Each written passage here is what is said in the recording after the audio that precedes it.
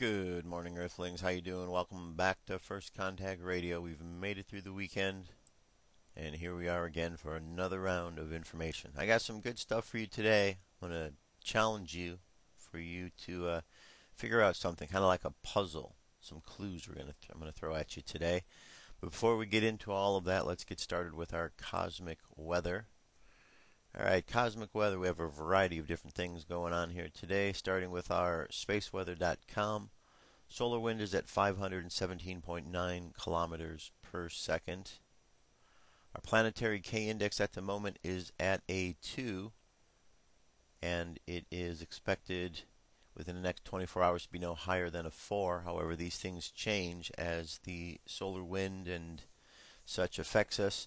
You could see because things have turned, you don't see the triangle here, but at last glance, as of yesterday, it was still there. However, it was starting to move to the other side of the sun, where we're probably not going to see it. So there you have that. And today, chances for flares, M-class style, are only 15%. Only about a 5% chance we're going to have an X-class flare, and geomagnetic storm activity is pretty low. 30% active in the mid-latitudes.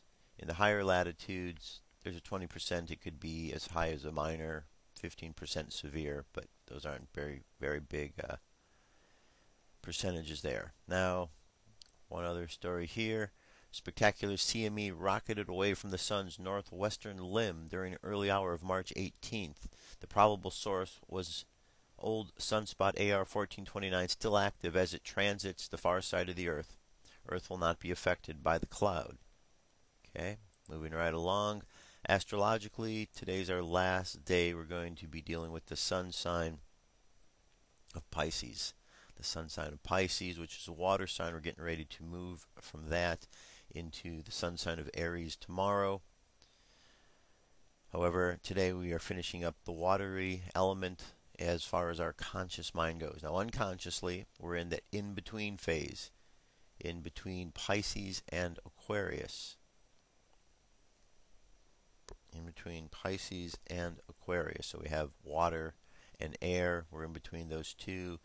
So today's, when you're in between the signs, it's kind of like you're working with multiple different elements, just trying to balance out the transition that's about to take place. So there's a lot of things going on, a lot of water. We got some air working in the mix there unconsciously with the water as well. Our current moon phase is almost back down to a new moon again, only 8% full, so we'll be at that new moon momentarily, next day or two. And our Mayan Oracle today, we are up to the 8th position on the wave spell. 8th position, signified by the 5 and the 3, which is the 8. Today is here. And today is a dog day. The kin is the dog right in the middle here. Above it, you've got the guide for today, which is the wizard. And then you got the supporting cast, which is the sun, which is the antipode kin, the antipode or the challenging kin. It's the energy that challenges. And then the like-minded energy is the moon. And then it's called the analog kin, and underneath it, the hidden power or occult, because occult just means hidden. We have the monkey. So we have all this supporting energy around here, supporting our daykin of the dog, and guided by the wizard. The phrase for today, which is called a white galactic dog day, is called, the phrase is, I harmonize in order to love, modeling loyalty. I seal the process of heart with the galactic tone of integrity. I am guided by the power of timelessness. And on the Gregorian calendar, it is Monday, March 19th, 2012. So there you have it. That gets us started with what's going on for the moment. So now you know what kind of weather, cosmic weather, we're dealing with out there. We did have some interesting activities with the sun. As I said, the triangle is still out there. If you haven't had a chance to see that, go back to Friday's show, or just go on to firstcontactradio.com to the UFO or the Daily News, either one of those. You can find stories about the triangle and the pictures and so on and so forth to see what that's all about. Alright, now moving right along, we're going to start things off here dealing with Sheriff Joe Arpaio and Obama. If you remember, not too long ago, he released information from the cold case posse, which showed that Obama's birth certificate that was presented on the White House website was an absolute forgery. They put this through all of the same tests that they put any kind of document that they're looking for as far as a forgery or whether it's real. They put it through the same forensic investigation, and they came up with the results that the documents were forged. Now, that's not good, because that's the President of the United States who has something to hide because he's not letting the general public know what's going on. Now, let's hear what Sheriff Joe has to say in this regards. Set this up here, and here we go.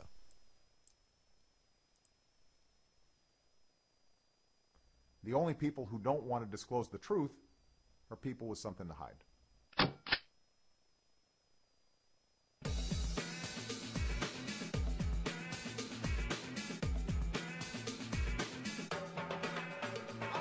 Give Roger a call at 1-877-84-ROGER. The Roger Hitchcock Show starts now.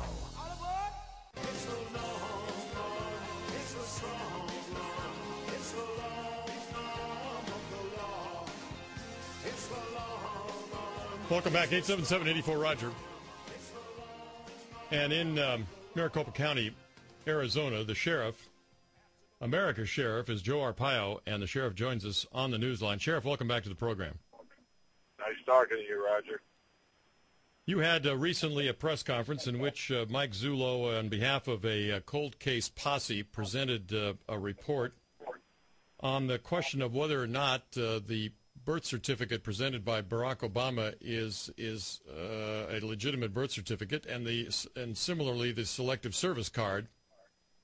I guess I know about the report just because I took the news that day, but I sure haven't read anything about it in the news. I wonder, just as a lawman who's been doing this for a lot of decades, if Barack Obama's name wasn't on that report and it was simply a report from your investigators, your detectives, about a forged birth certificate, would you, based on the evidence presented in that report, make an arrest? Well, we have probable cause.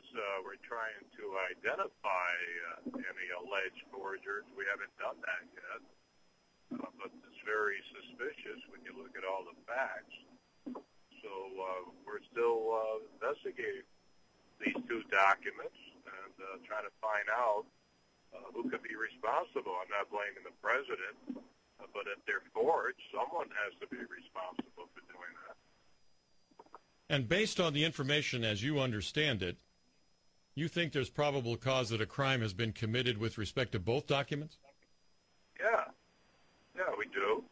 And today I made a decision where to send the selected service card to which agency in order to have them help us or do a independent investigation. We have nothing to hide. We're bringing it to their attention and see what happens. My problem is there's a lot of conflicts out here. To get somebody to look into this.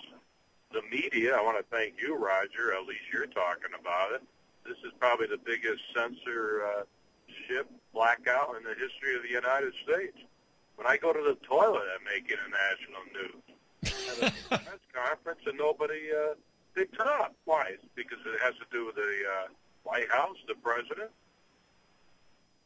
Well, and I think that's the only reasonable explanation. As you know, this is can you imagine a situation in the George Bush years if a high-profile sheriff had a team of former law enforcement officials examine whether the president is truly a natural-born citizen and come up with probable cause that the documents presented by the president to prove his citizenship are forged? I mean, it would have been the front-page news until the truth was finally wrung out of the system one way or the other. It would have made Watergate look like a sidebar. Well, I think that I was not involved directly in Watergate, but I knew the players, and but this one, I just can't believe the media, including the cable media, blocking this thing out. Now talk about Mike Zullo a little bit, Sheriff, because I don't know that we were familiar enough with him and the team that you put together.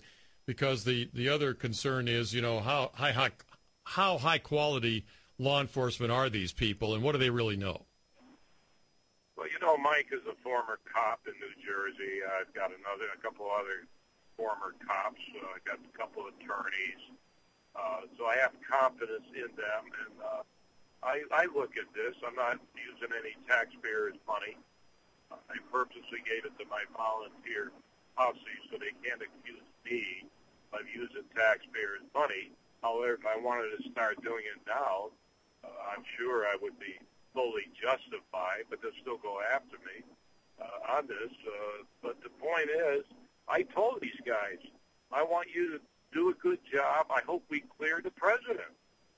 I said from day one when the Tea Party, 250, came to me and said, you're our last resort, will you look into it? What am I supposed to do, throw it in a wastebasket?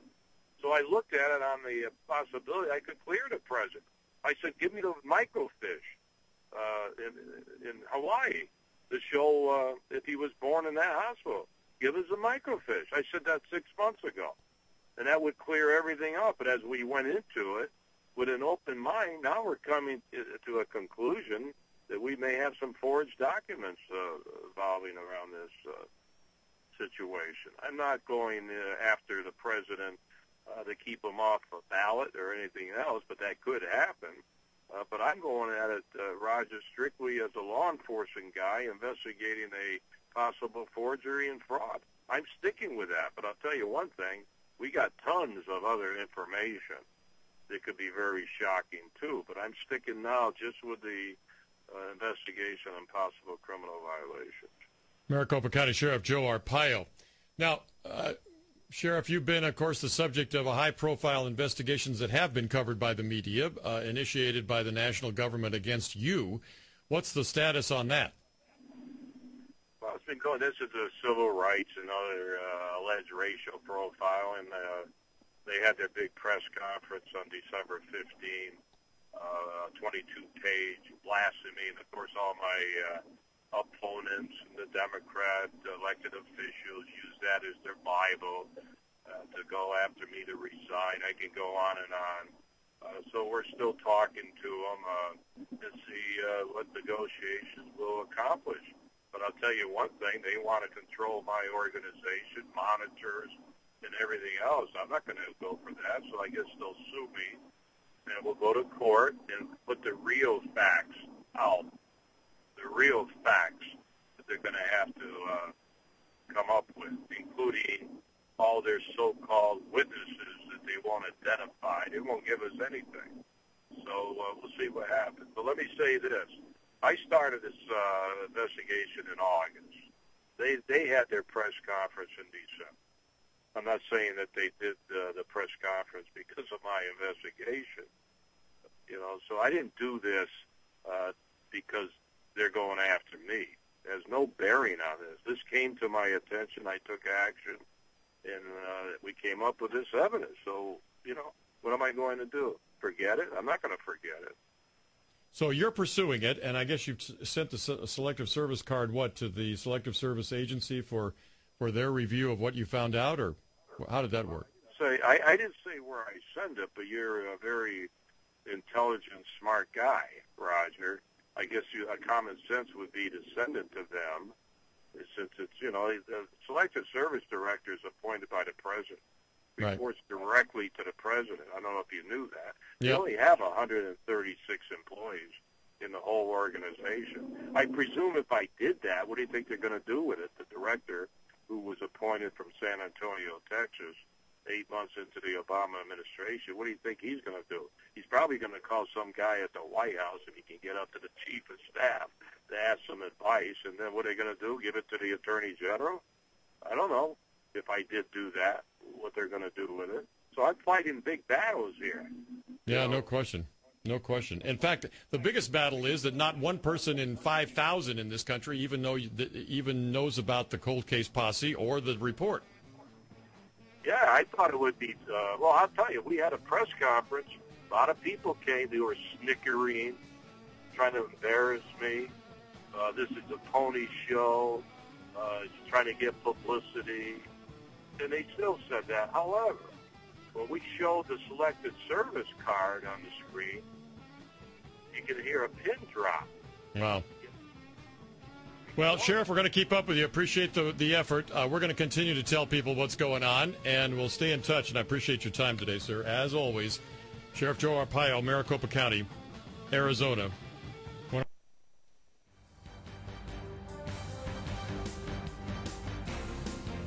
This is the UFO News with Joshua Poet. All right, Dirk, thank you very much. This is the UFO News for today. I've got 5 stories. Let's start off with story number 1 right over here. This is in Brazil. Took place on the 17th, St. Patrick's Day. A white orb was caught over South America by the South American city of Sorocaba yesterday. The person states that the object would move around and then disappeared after a few minutes. These orbs are most visible when far away from any white cloud to hide in, especially easy to view during blue sky. All right, let's take a look at this. See what we can see. All right. What are we looking at here? Right there. Okay, you can see it there. If they zoom in a little bit. Alright. Go ahead and check this one out on your own. Make the screen larger so you can really get a good view, but just a little white dot right in there. Next story comes to us from the Examiner.com and Tracy Pierce. UFO flies above Seattle Space Needle in broad daylight. A person beneath the Space Needle spotted a UFO flying above the Washington State architectural icon. The Space Needle was built for the 1962 World Expo. It rises more than 600 feet above the ground. The unidentified flying object was seen sailing over the sky significantly higher than the tip of the Space Needle. That means the object was flying higher than 600 feet above the ground. A YouTube user who goes by the name Donuts shared the UFO video online with very little information other than the date and location of the UFO sighting. The UFO video channel has shared several other interesting videos over the past week. Alright, let's take a look at what we have here.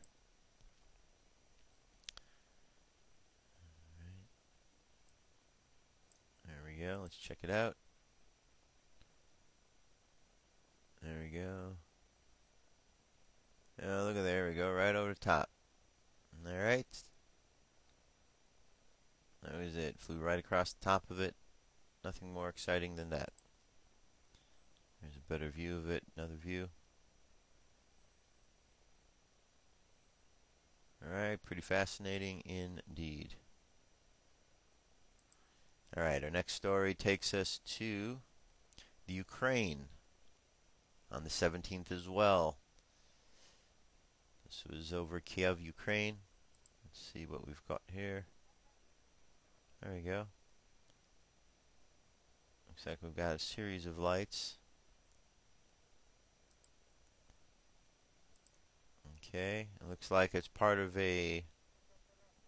one object. Is this the front and 2 back end of a triangle, or is it independent lights? Can't really tell at this point. It looks like there might be a 4th one down here. If it is, then it's maybe not a triangle. Alright, check that out. We have a sighting that took place in Berlin, Germany. This was on the 16th. There we go. That's a pretty good size one right over the house there and over the wires. Alright. And last, multiple UFOs filmed over Midlothian, Scotland, also on the 17th. Let's take a look here. It says there's multiple objects. Alright, there we go. We got 3 of them right there. Actually got more than 3. We got, looks like 3, 4, 5. We got a whole grouping of them, don't we?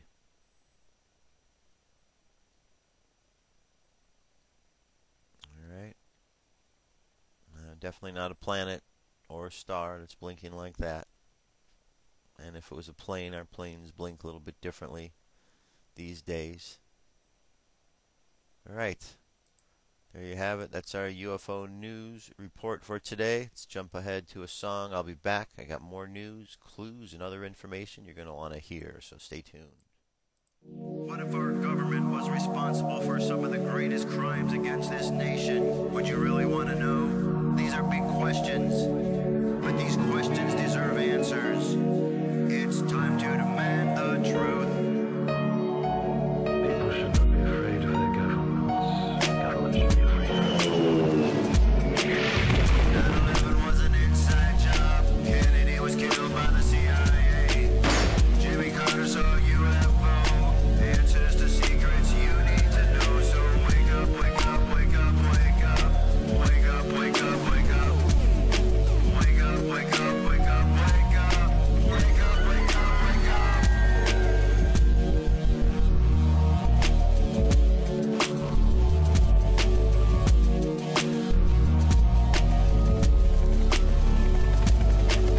The evidence is overwhelming. Step past your fear, take a look. Illuminati lies keep growing, but they're losing from your eyes. And wake up, wake up, wake up, wake up. Wake up, wake up, wake up. Wake up, wake up, wake up, wake up. Wake up, wake up, wake up.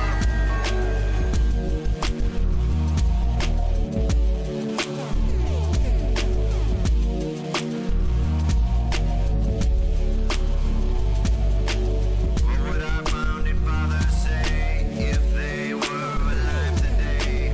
Must be turning in their graves. Redcoats are coming, big brother's watching. Wake up, wake up, wake up, wake up. Wake up, wake up, wake up. Wake up, wake up, wake up, wake up. Wake up, wake up, wake up. What if I land and two if I see? And I on the opposite shore will be ready to ride and spread the alarm through every Middlesex village and farm. Whenever any form of government becomes destructive of these ends, it is the right of the people to alter or abolish it. When a long train of abuses and usurpations, pursuing invariably the same object, evinces a design to reduce them under absolute despotism, it is their right, it is their duty to throw off such government and to provide new guards for their future security.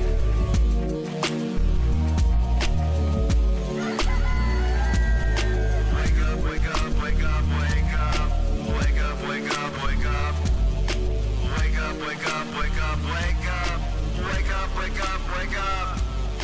Wake up, wake up, wake up, wake up. Wake up, wake up, wake up.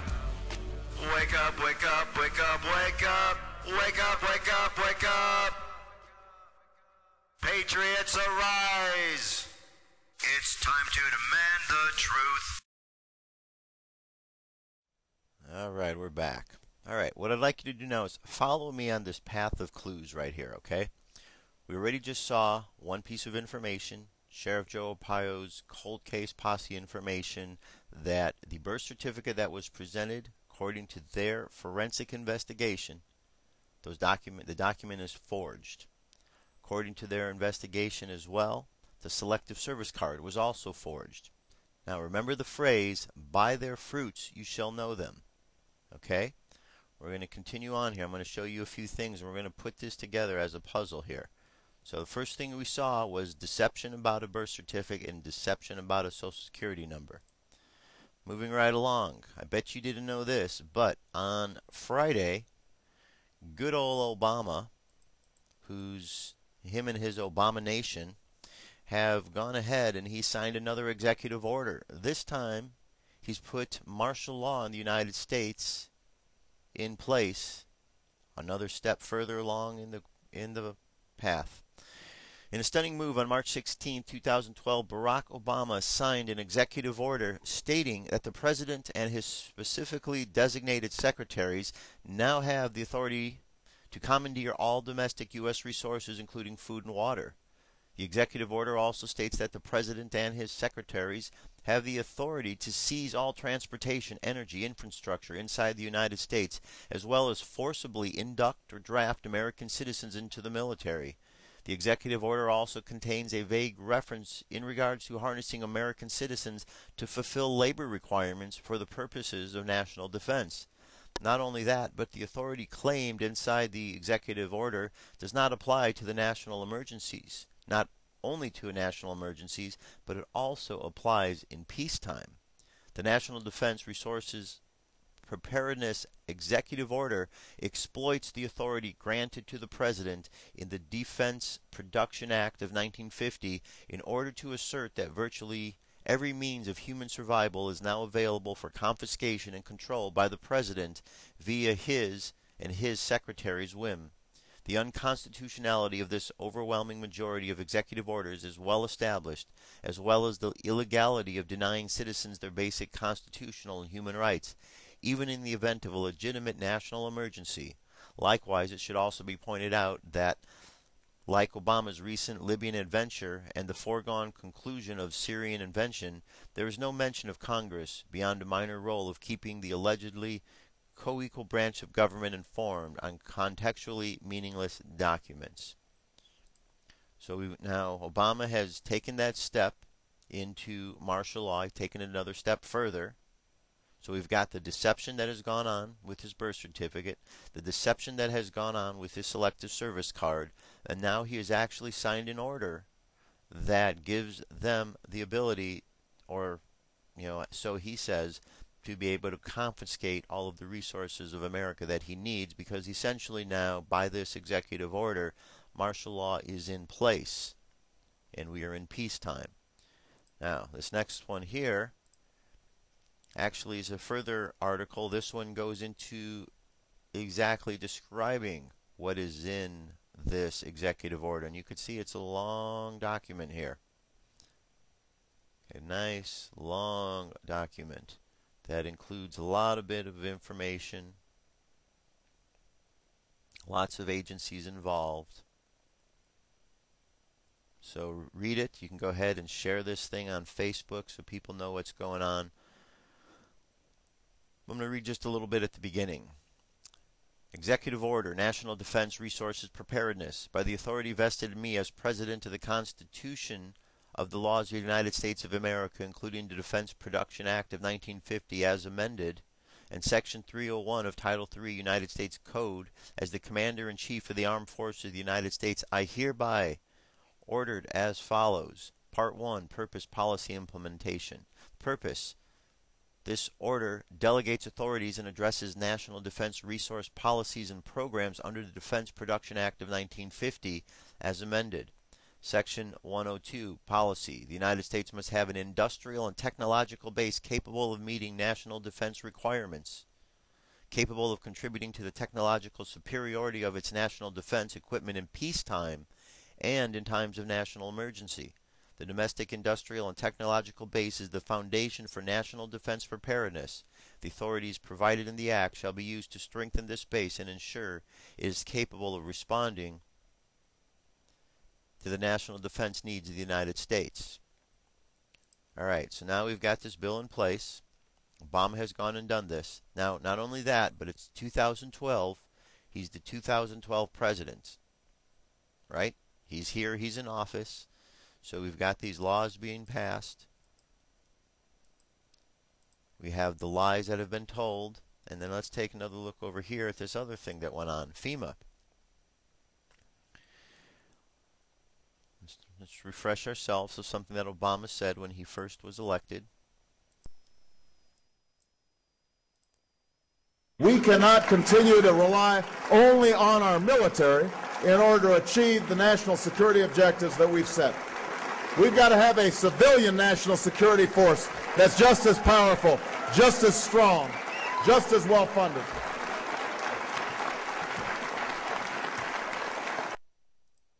Okay, so Obama wants a civilian force just as strong and well funded. Well, guess what? He's got it now, or the start of something.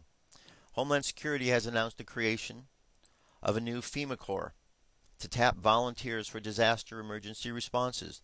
The program is a partnership between FEMA and the Corporation for National and Community Services, CNCS. It's self-managed under the Homeland Security umbrella.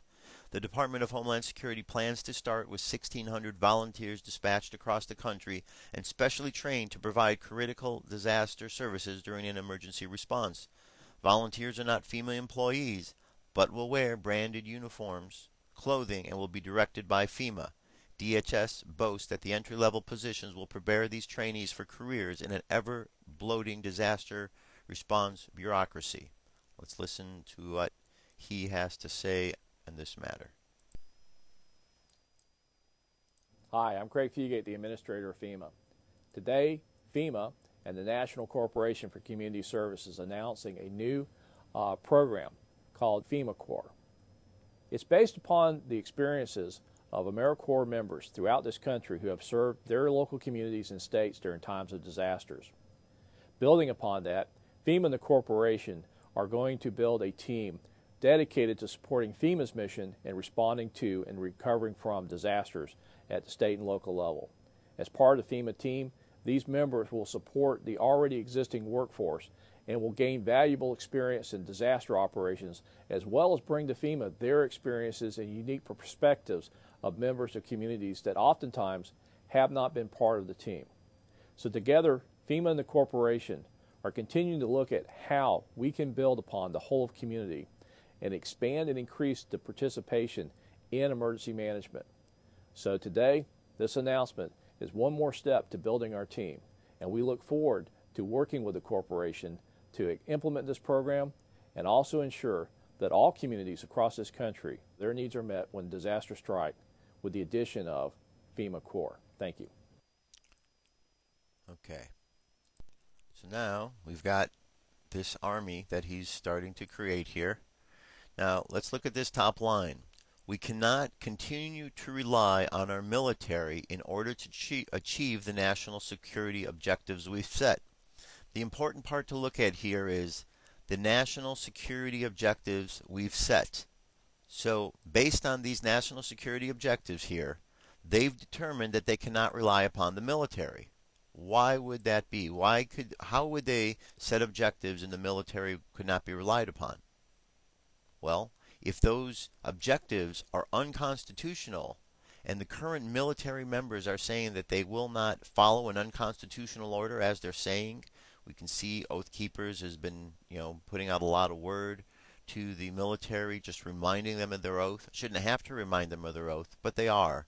We're getting good feedback from that organization that the military is understanding their role in this. And so they're not going to be following unconstitutional orders. So since they cannot rely upon the military to follow their objectives they've set, their next objective is they have to have a civilian national force, and they want it to be just as powerful, and he wants it to be just as strong and well funded as the regular military.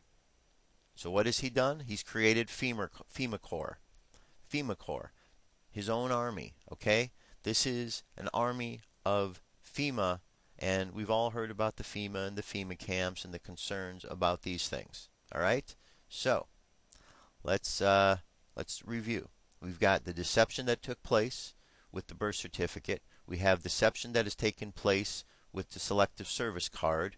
We have martial law executive orders which have been signed by Obama. We have FEMA Corps now being developed.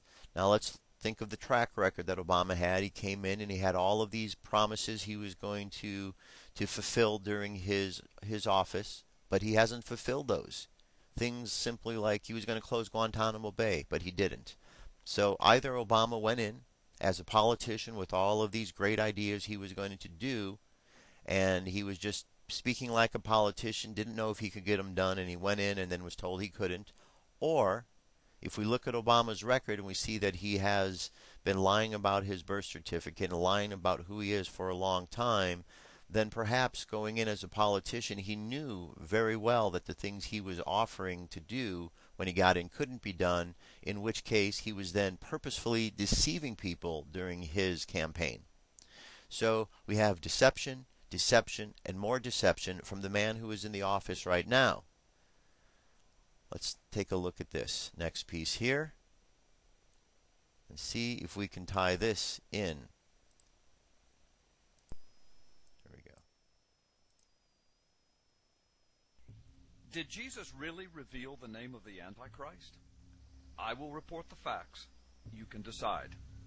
In Luke chapter 10, verse 18, Jesus said these words, "And he said unto them, I beheld Satan as lightning falling from the heavens." These words are written in Greek and translated to English. However, Jesus spoke these words originally in Aramaic, which is the most ancient form of Hebrew. As you know, the Old Testament was written in Hebrew. If a modern Jewish rabbi were to speak these words of Jesus today, he would speak them in Hebrew, much the same way that Jesus would have spoken them. So in Hebrew, Jesus said that he saw Satan falling as lightning from the heights or from the heavens. So what are the words for lightning and heights or heavens in Hebrew? From the Strong's Hebrew Dictionary, word number 1299, a primitive root word meaning to lighten or lightning or to cast forth, the word is barak.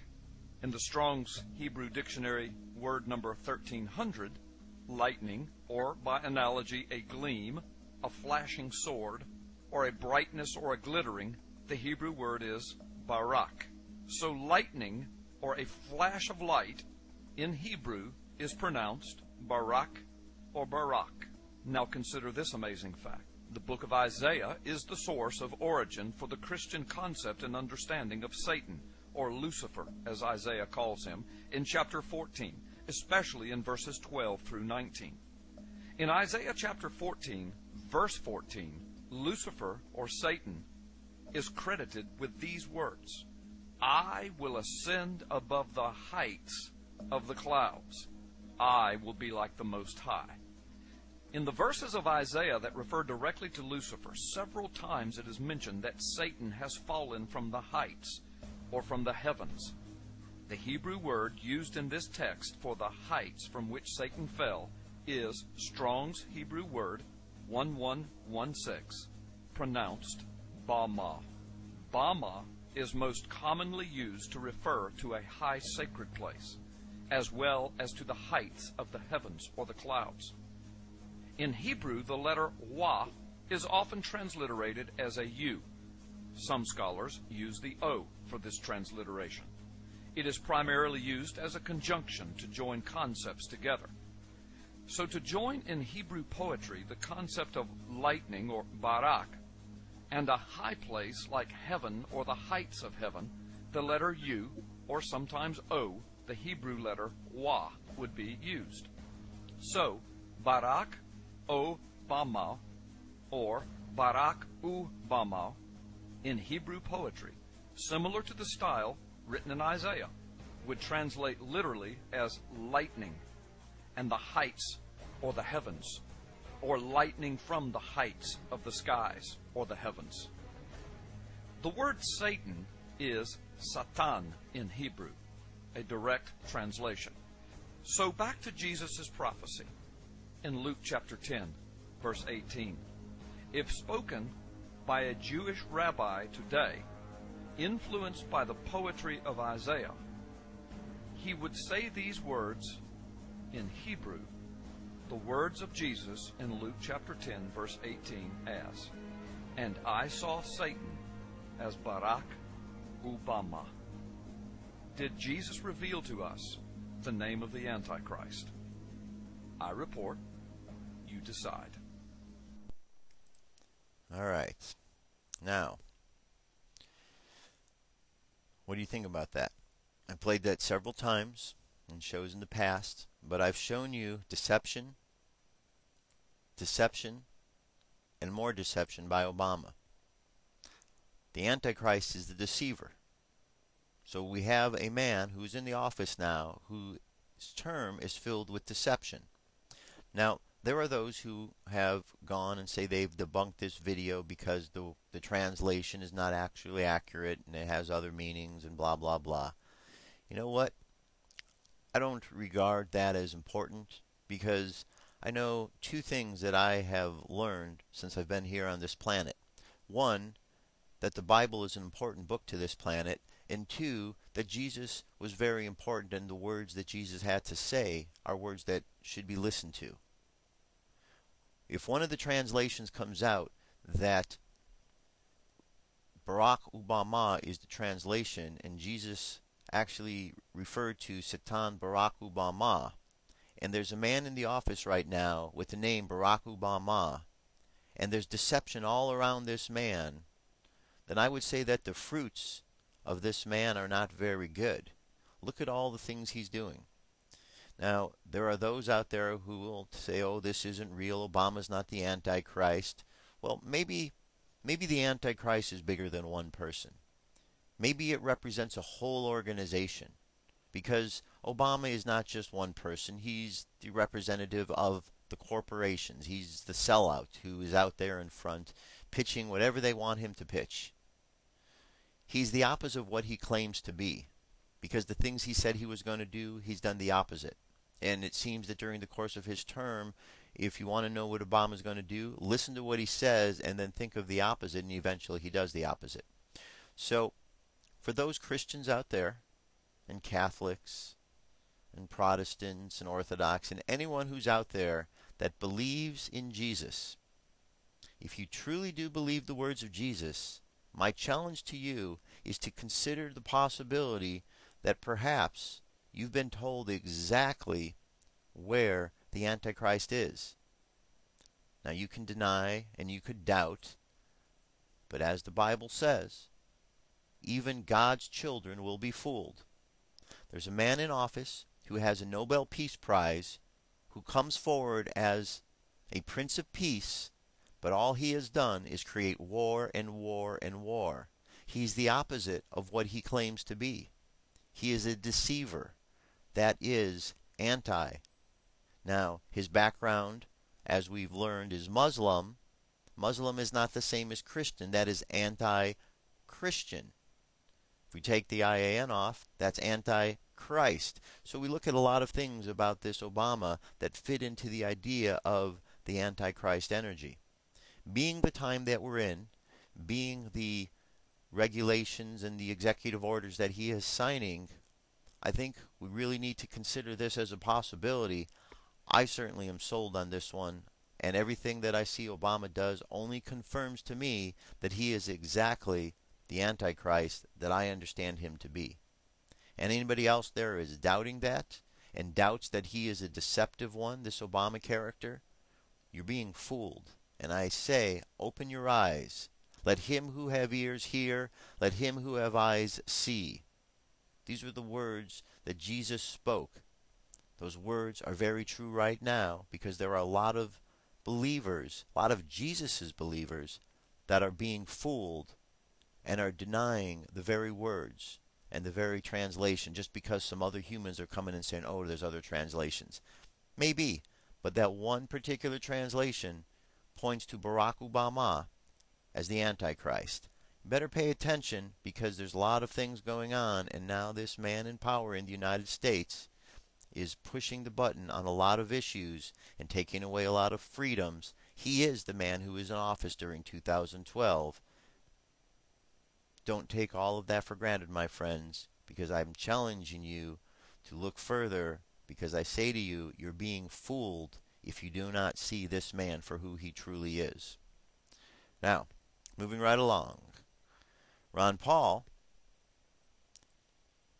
is out there, and he can make a difference, and this is one of his latest videos. Here we go. If there is one thing that has distinguished the United States of America from the rest of the world, it is our unwavering belief in freedom. And if there is one thing that protects and upholds that freedom, it is the Constitution of the United States.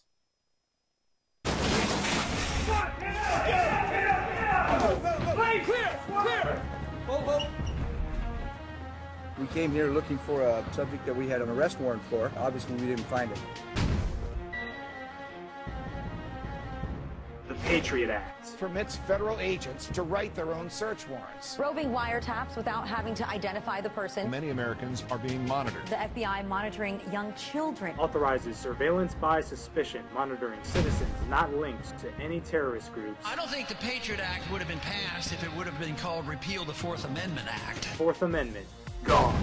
Do you want to have the government have the ability to send you to Guantanamo Bay? The National Defense Authorization Act gives the military the power to indefinitely detain American citizens without trial. Suspected, not convicted. When they say, I want my lawyer, you tell them, shut up. Officially declares the United States a battleground. It designates the world as the battlefield, including the homeland. Sixth Amendment, gone. There is absolutely never a reason to give up 1 ounce of freedom for the sake of security. It won't work.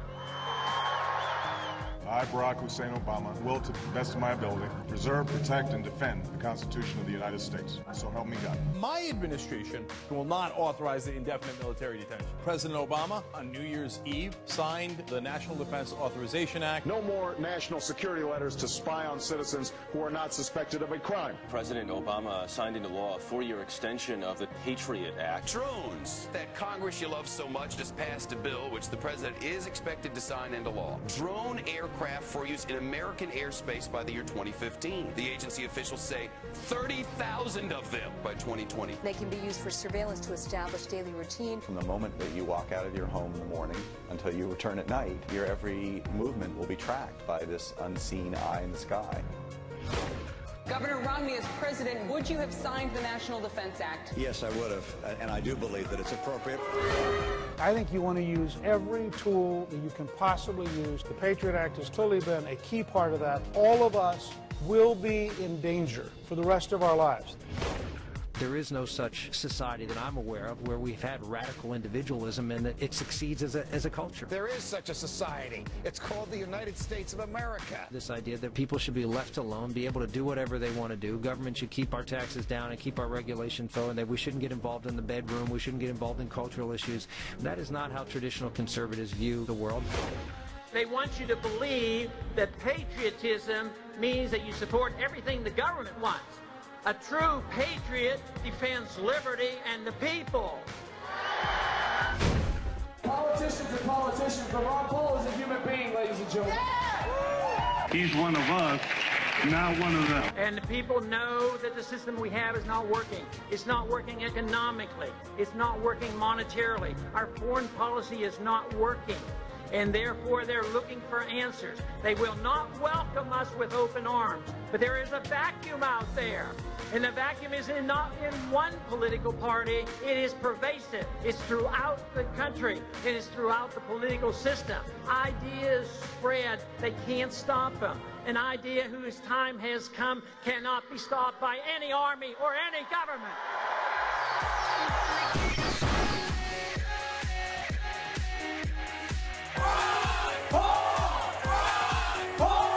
Where the wonderful thing is happening is in the grassroots. People are beginning to realize that the problem is too much government. We need more personal liberty. Freedom is not something strange, and neither is it ancient. It's recent. Tyranny is ancient. Don't give yourselves to these unnatural men. Soldiers, don't fight for slavery, fight for liberty. Forward! March! Ron Paul Revolution! Ron Paul!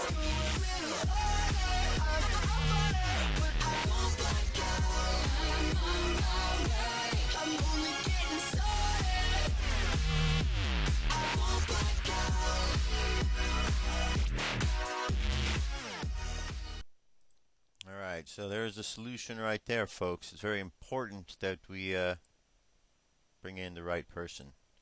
Now, continuing on, this is Ron Paul's caucus strategy is authentic republicanism. Here's a first right here. Okay, give yourself a test without doing a web search or whipping out your pocket U.S. Constitution that a wild-eyed Tea Party handed you. Fill in the blank in the following sentence. The U.S. Constitution guarantees every state in the Union a blank form of government. A blank form of government. Again, the U.S. Constitution guarantees every state in the Union a blank form of government. Take a moment, see what you think. Okay, if you're like 90% of American electorate, you answered Democratic. And guess what? You were wrong. The answer is Republican form of government. There is a drastic difference between the two, and one would think that the Republican Party would know it. Instead, they are identical in their rivals in not only ignoring the distinction but promoting democracy instead. In a democracy, the will of the majority is the law. 51% of the vote empowers the winners to excuse any power they wish. Not so in a republic. The reason the founders constructed a constitutional republic was to protect Americans from democracy. Now, this may sound sacrilege to most 21st century Americans, but it's true. James Madison called democracy the most vile form of government. Thomas Jefferson said that when majorities oppress an individual, they break up the foundations of society. Benjamin Franklin mused that democracy was like two wolves and a sheep voting on what's for dinner. Republicanism is the logical form of government, for conservatism at its best protects property rights from an unchecked majority plundering the individual. Libertarianism is at its best protects property rights from the wealthy conspiring with the government to plunder the assets. At worst, both conservatism and liberalism legitimize plunder, the former for the few, the latter for the many. Ron Paul's presidential campaign strategy is rooted in republicanism. He has deliberately focused on his efforts on the states that hold caucuses instead of primaries, because caucuses do not let the majority rule unchecked. Instead of merely pulling a few levers behind a curtain, caucus participants must complete a multi-tiered process that occurs for months and after the popular vote before being chosen for the national convention. Who can doubt that these delegates are more informed than the typical primary voter? The essence of republicanism is for the reason to triumph over the transient passion of the majority. Alright, so Ron Paul's doing what the Founding Fathers would have us do, as opposed to the person who's in office who is doing all the things the Antichrist would do. He's lying and deceiving. Need to pay attention, because you could be one of those subject to the whims of Obama if he doesn't like what you're saying or doing. Or if there's a war and you have kids, your kids could end up getting drafted into another war that goes on because of an executive order that Obama signed. Or someone could come over and try to take over your home because they say they need it for a particular war that might be taking place, or some emergency or some issue. These are not good. They keep passing these laws, these executive orders, unconstitutionally, and Americans are just sitting by without even notice. This isn't being reported on the mainstream news. It's a shame that it isn't, because this is very important to what's going on in the world. This is very important to what's going on to the freedom of every American. Got to pay more attention, folks. We got to spread this word, because it's not getting out there fast enough, and the mainstream keeps ignoring it as if they are above the law and that none of these will apply to them. Oh, aren't they going to be surprised when they realize that every single one of these will apply to them equally as much as anybody else. Now, I'm going to turn away from there. You understand all the problems. I'm going to turn away to some other things. I found this to be very interesting symbolism. It's called the secret fish symbol of Jesus Christ in the world today. It's a 2-minute clip.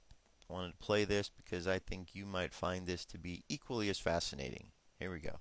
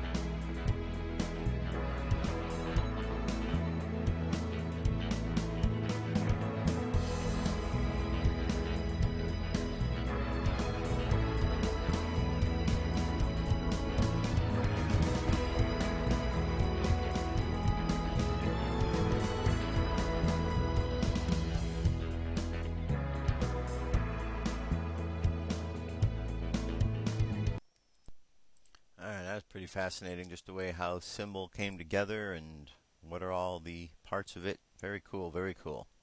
All right, one last thing before we get into our meditation. This goes about the Sumerians and their relation to this planet Earth.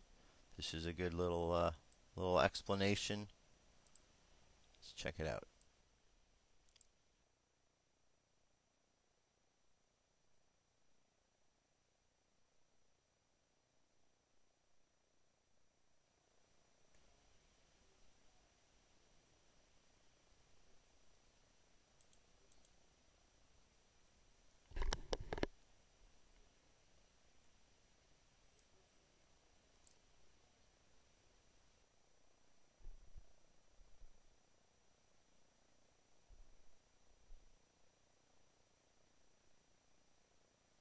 Walking upright approximately .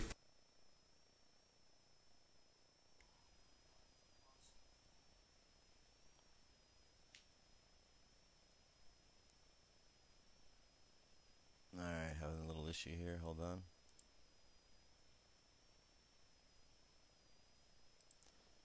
Alright, let me fix this here, folks. Having just a little bit of a technical thing here.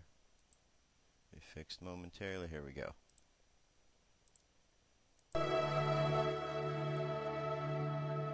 As you do research on our mitochondrial DNA, you find that it goes back into the range of 150,000 years based on the mitochondrial DNA, which is, I think, pretty much incontrovertible. If we're 150 to 200,000 years old, that throws a huge, gigantic wrench into the establishment position that we evolved from creatures that were walking upright approximately 4 million years ago. The early Australopithecines, Lucy, everyone is familiar with her at around 3.2 to 3.5 million years ago, and they're finding new ones all the time. And all they say is to qualify as human is to be upright walking. If you're an upright walking pre-creature, you're called a pre-human. And even though all of those creatures, right through Neanderthal, from Lucy at 4 million years ago, right through the Homo habilis, Homo erectus, Neanderthal to Cro-Magnon, right up to Cro-Magnon, all of those creatures don't look anything like human beings as we are today. They are as different from us as primates. In fact, they look like primates. They look like upright walking primates. Up through Neanderthal, back to Lucy, and whatever's going to come before her. What could make something change so radically, literally overnight, in anthropological terms, and be anything remotely associated with Darwinism?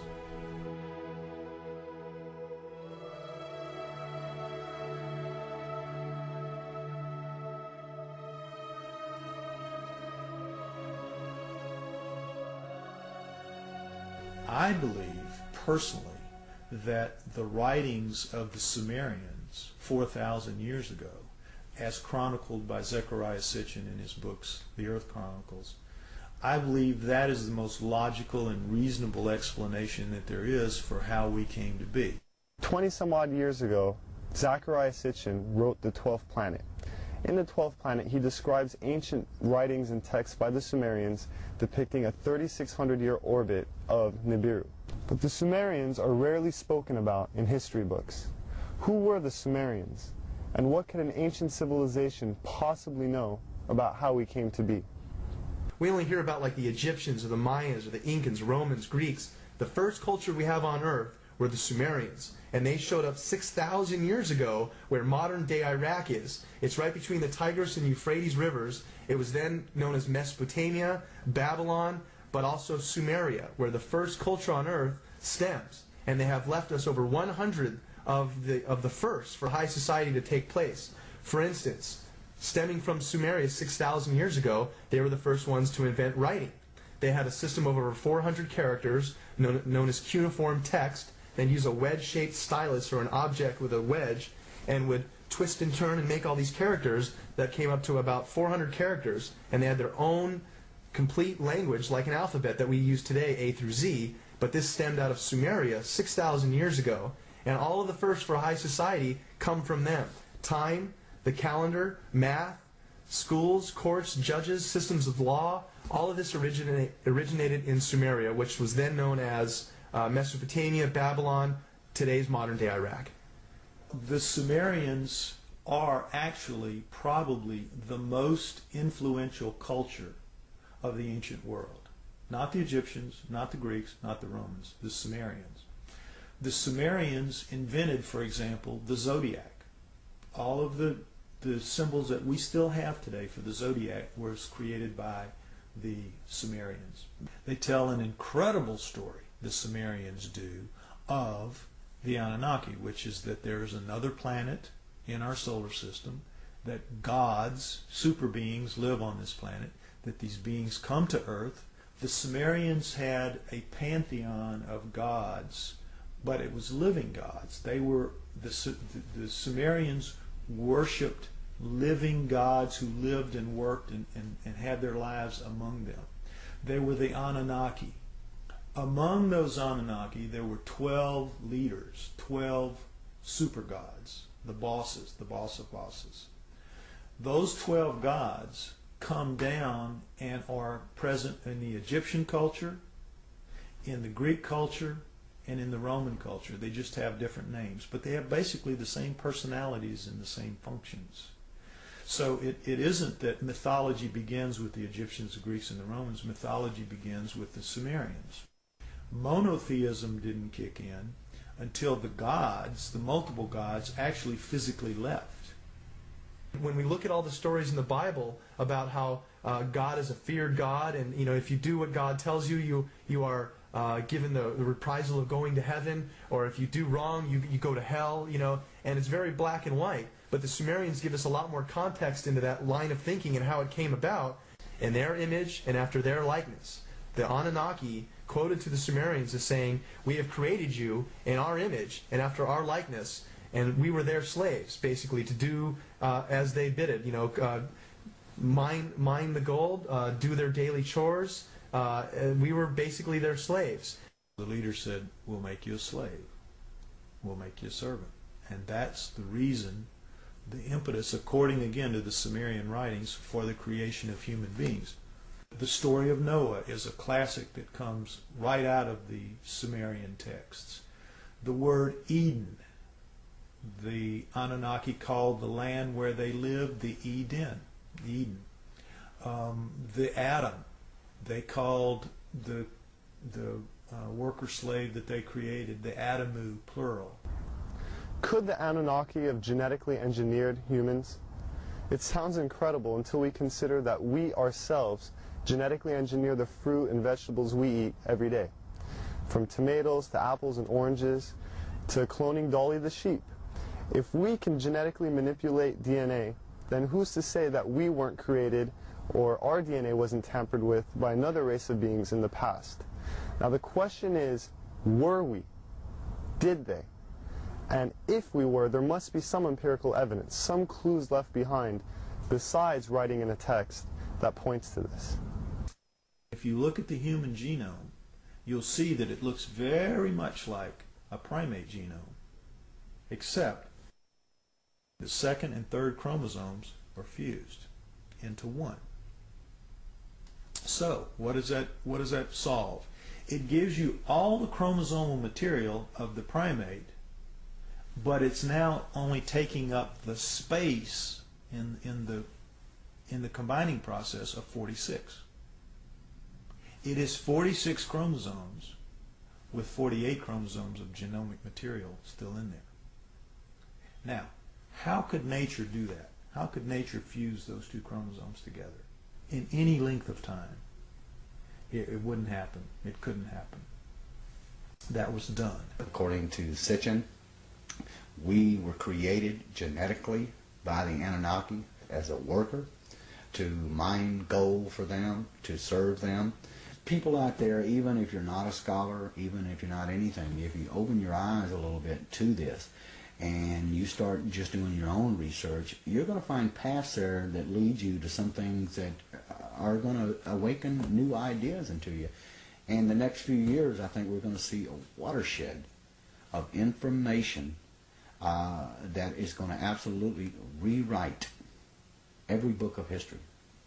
There is evidence left over this entire planet when you start thinking, and you must believe, that we are the offspring of these people. If there was a God, the God created those people before they created us.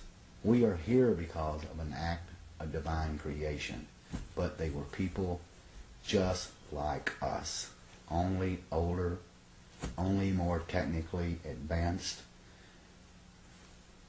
We need to rediscover that in ourselves, that we are a great civilization. We came from a great civilization. And I would tell anybody to look, open your eyes and look for it. Don't be blinded to something that's led to nothing but the slaughter of ourselves for thousands of years. And we still are at that point. We're still a warring society. When this documentary or others like it are put out there and enough people will see it, at least that will start a beacon somewhere that will start shining a little bit brighter.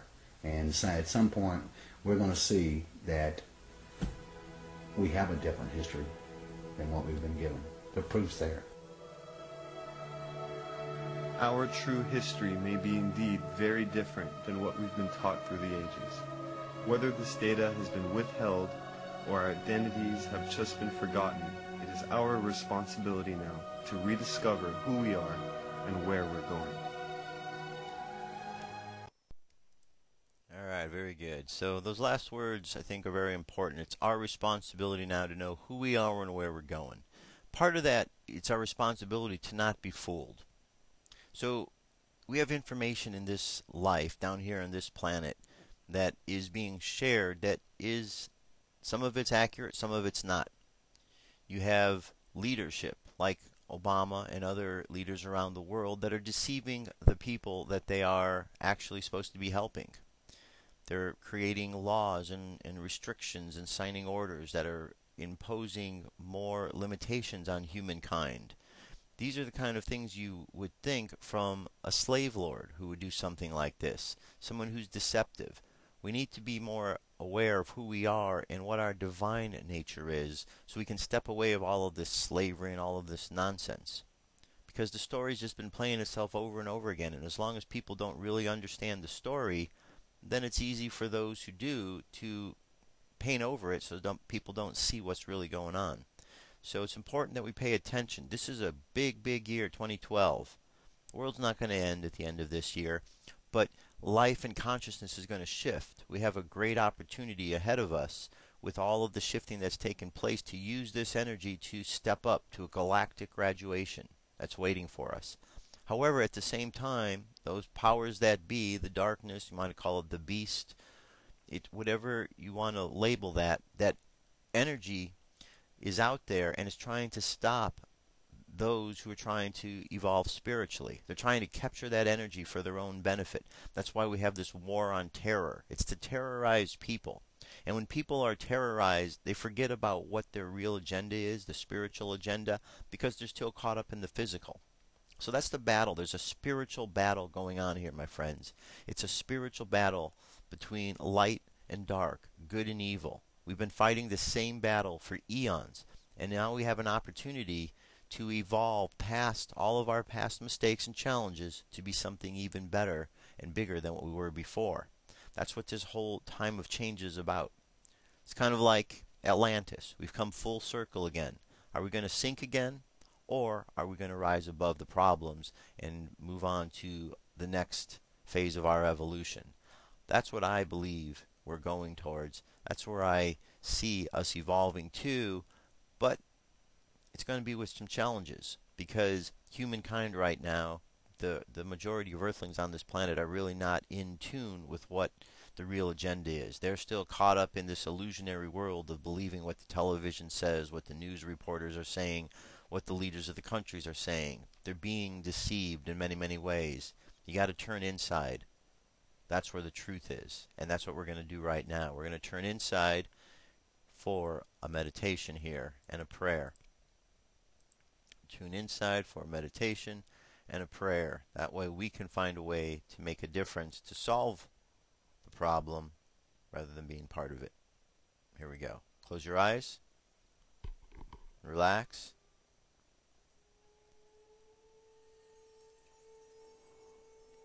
All right, I'd like you to imagine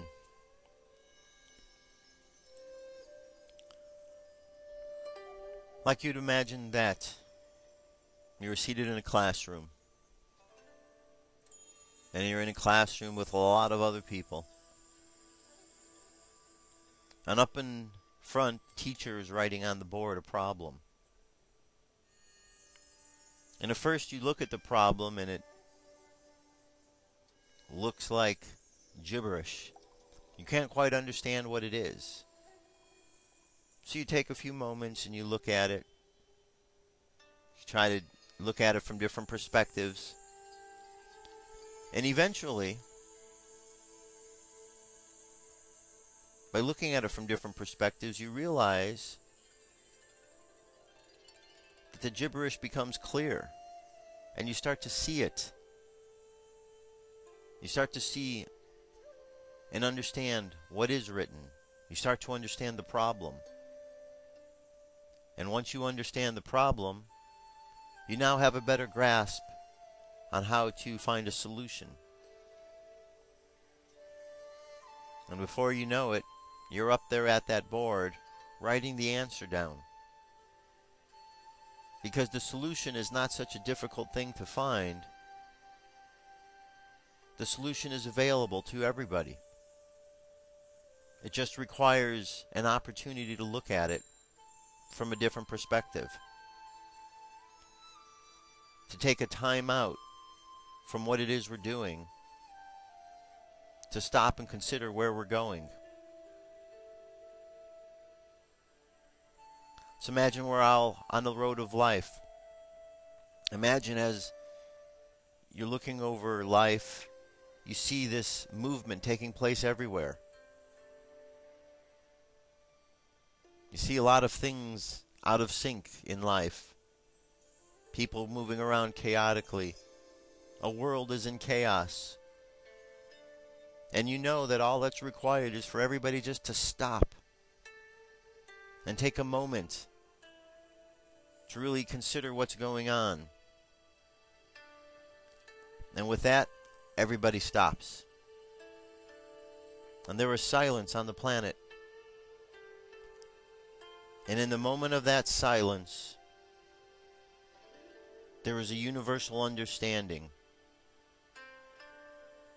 A universal understanding of what we're doing wrong and what we need to do to correct the situation. We realize first and foremost that the problem starts and the solution can be resolved by going inside, to getting in touch with our own integrity. For by standing in our own integrity, we will be doing the things that are right and avoiding the things that are wrong. As we stand in our own integrity, we make decisions that are for the good of all and avoid the decisions that are harmful to many.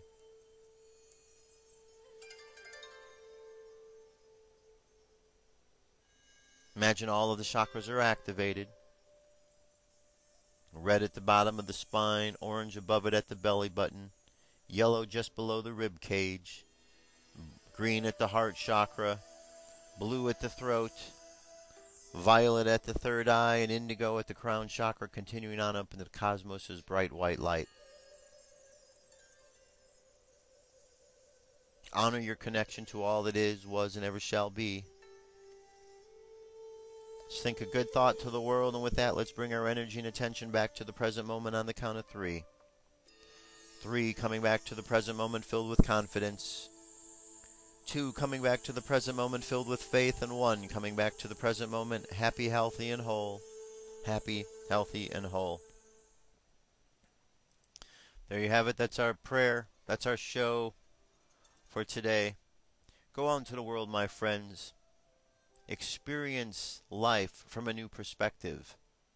Look at things a little differently today.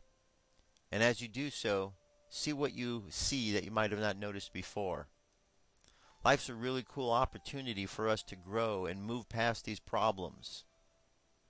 So let's go out there and let's move past the problems. Let's move past these challenges. Because there's a lot of goodness ahead. We just need to clear the things out of the way that are keeping us from getting there. That's all I have for today. I'll be back tomorrow with more news information. Till then, be safe and have a great day. Talk to you soon. Peace. I'm out of here.